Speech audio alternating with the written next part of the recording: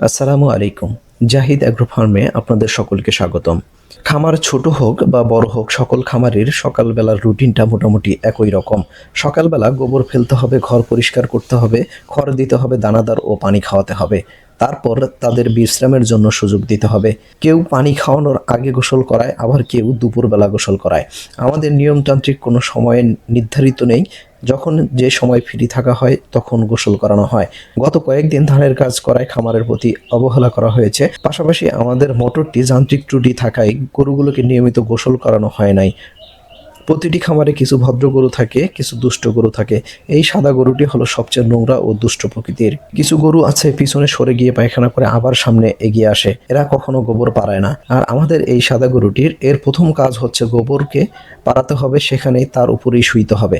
ঘর থেকে বের হওয়ার সময় কোনো জিনিস নিয়ে আসলে বা গোবরের ট্রলি নিয়ে বের হওয়ার সময় বা ভিতরে ঢোকার সময় তার শিং দিয়ে গুতাতেই হবে।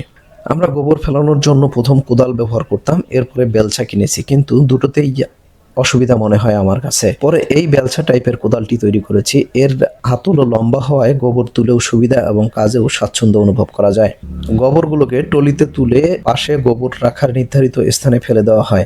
গোবর সরানোর কাজ শেষ হলে আমরা এগুলোকে খাবার দেই। প্রথমে খড় দেই, খড় খাওয়া শেষ হলে দানাদার ও পানি খাওয়াই। এরপর এদেরকে রেস্ট দেওয়া হয়। হয়তো পানি খাওয়ানোর আগেই গোসল করানো হয় অথবা দুপুরবেলা গোসল করানো হয়, কিন্তু খাবার দেওয়া হয় আবার বিকেল বেলায়। আমরা সাধারণত 2 বেলা খাবার দিয়ে থাকি।